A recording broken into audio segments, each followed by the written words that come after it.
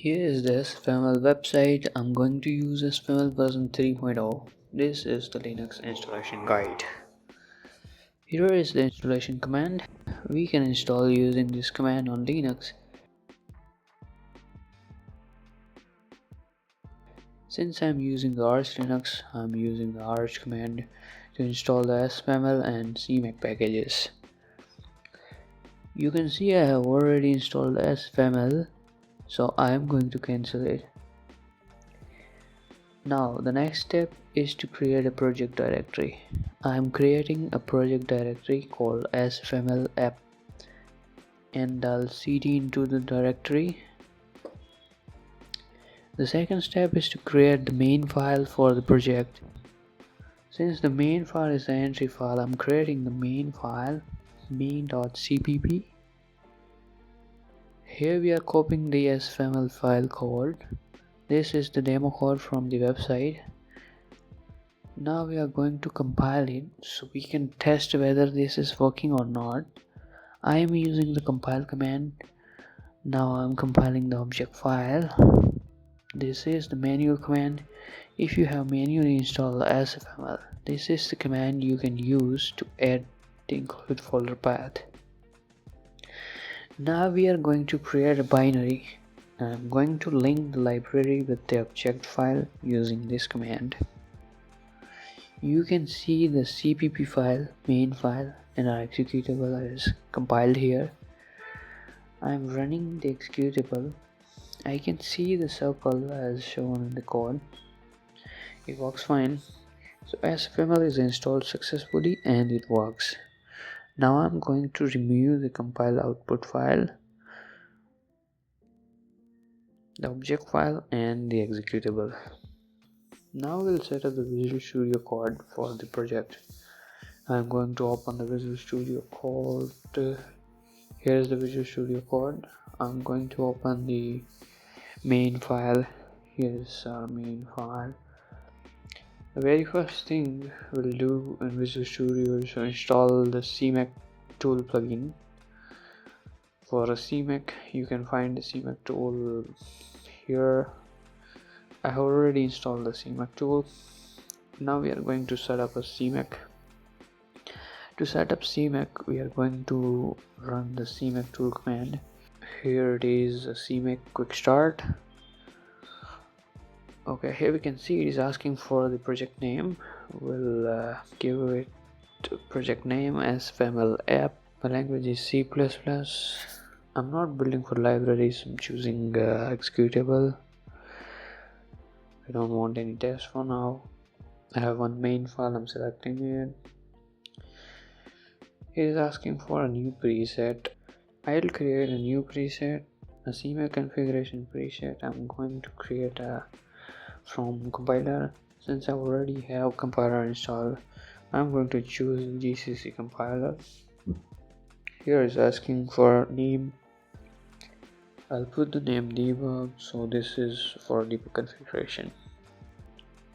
I'll put the name debug. Here it is for the debug configuration. We can see it is configured the project. We can check a look at the configuration preset. Here is a binary output folder we can see. Now let's try to run the project.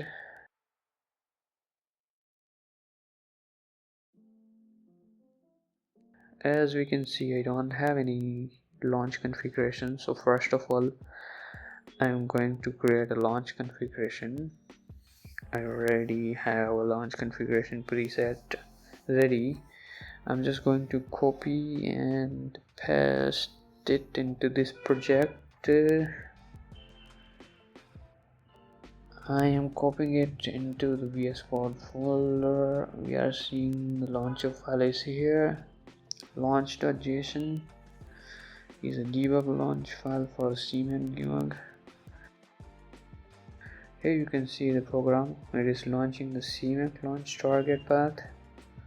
So it is using the CM path as the CMake tool building location. Now let's try to build. The build has failed.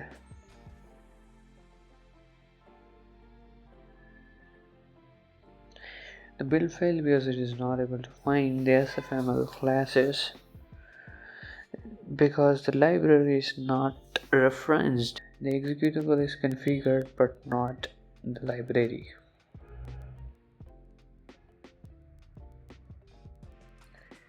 I have the SFML CMake preset, so I'm going to copy the SFML preset. You can find these presets in the video description. Here is the CMake list update. Here we can see the find package.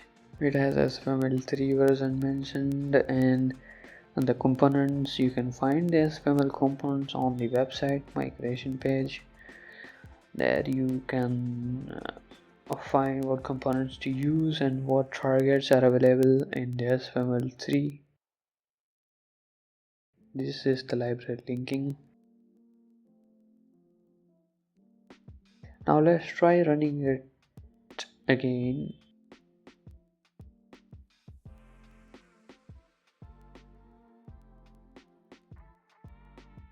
It failed again. Here, let me check the issue.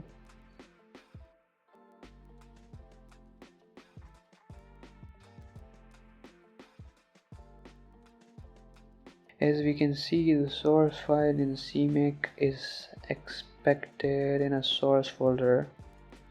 Since I have it in the root directory, I'll create a new folder,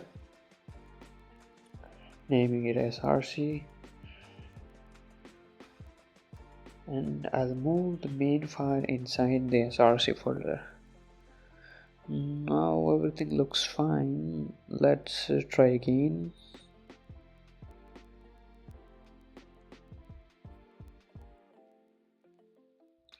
The debug is working. It builds up successfully, and here we can see 200 by 200 size window, and it works successfully. Let's try changing the window size. Let's try make it 400. Come to debug again.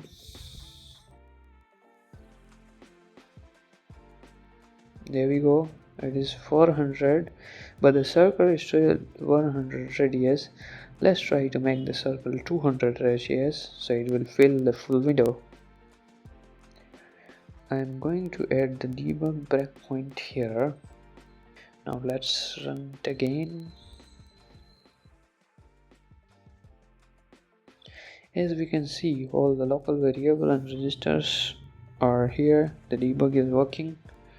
I am running the application. Here is the 400 by 400 window and 200 radius circle.